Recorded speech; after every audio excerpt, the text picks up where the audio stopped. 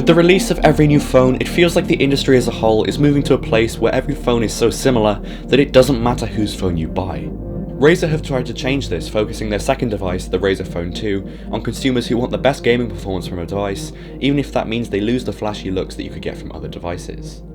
And for the most part, that's what this phone delivers. But there's more to a device than just gaming, and that's where I thought this phone would fall down. A big thank you to Damien Wild for lending me this device to review. Links to his channel are in the description. From start to finish, the Razer Phone 2 feels different. From the CEO's letter you're given when you open the box to the braided charging cable, everything feels a bit more personal from the start. And this personal feel extends to the device too. Rather than focusing on making the phone look sleek at the expense of user experience, Razer have clearly tried to focus this device on feeling more convenient in every way, and it all starts with the build. With its squared off blocky design, I wasn't expecting such a good feel from this phone, but I was wrong. I can really comfortably hold this device with no complaints whatsoever, and it does feel great.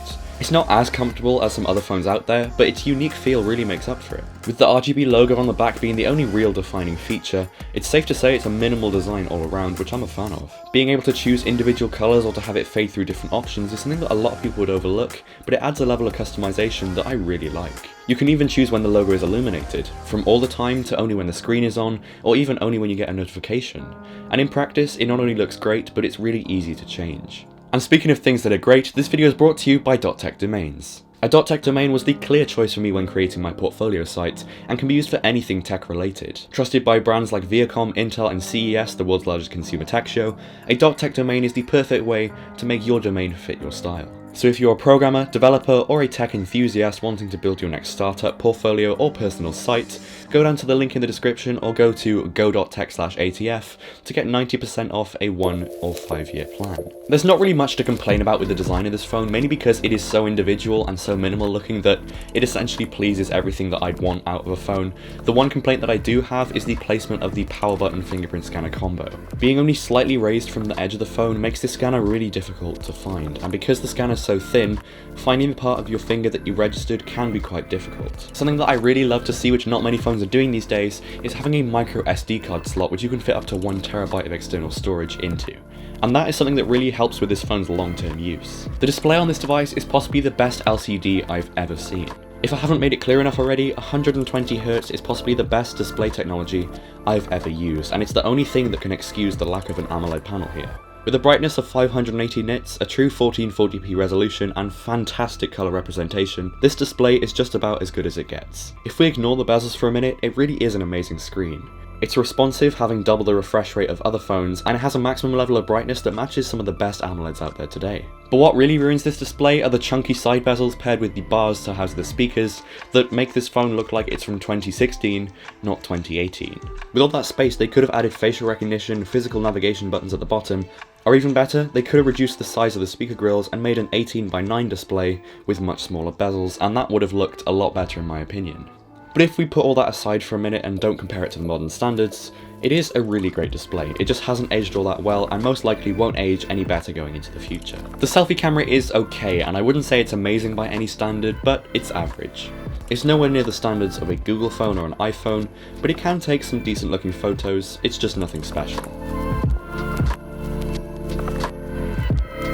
The same thing can be said for the rear cameras. With two 12-megapixel sensors, one being a telephoto and one a 25mm equivalent, the photos are also okay, but they're just not amazing. If it's given the right conditions, this phone will take a really nice image, but it's rare for conditions to be perfect when you're taking a photo with your phone. Here's a few examples. I'd give this camera a 6 out of 10 if 10 is Google's standards. As you'd expect for that 120Hz display, it needs the hardware to back it up. And as Razer say this phone is both a gaming phone and a flagship, the Razer Phone 2 is able to maintain 120 frames a second system-wide, which is seriously impressive. With its Snapdragon 845 and Adreno 630 GPU, paired with 8GB of RAM, it's not groundbreaking in terms of hardware, but it definitely doesn't struggle. As someone who's not really a smartphone gamer, I've been able to test this phone from a pretty regular daily use point of view, and it's been great throughout. It's snappy, but I wouldn't consider it quite as snappy as other phones with exactly the same specs that have 60Hz displays. It's not far from perfect as the performance experience goes, but the fact that there's still some glitches here is what ruins it for me. I've noticed the occasional UI glitching with black bars when exiting an app or slightly jarring animations, which is clearly caused by the higher refresh rate, and it could be fixed quite easily. But the fact that they haven't fixed it yet is what ruins the phone a little bit for me. Razer's skin of Android is essentially just stock Android with Nova Launcher and some weird icons, but that's good. Being close to stock Android means you can rely on getting software updates quickly, and it's easy to just customize it and make it how you look by changing your icon set and launcher. Sadly, the pull-down menu is stuck being blue with green icons, which I'm not a big fan of, and I couldn't find a way to change this. If I'm honest, the software experience feels just a little bit rushed, and it's a shame because the rest of this phone is pretty solid. I found that the phone also runs a little bit hot most of the time, and that's not a great thing. Being all glass and metal means that the glass itself doesn't conduct heat very well, so if you're holding it and gaming, it can get seriously hot in your hand. Based on some articles and some comparison videos that I've seen, its gaming performance is actually succeeded by the OnePlus 6T, which was half the price of this phone on its release prices. Since then, the Razer phone has come down in price, it's now £399 from Carphone Warehouse, but as a daily phone could go, personally I would take the 6T over this, because it looks a lot nicer.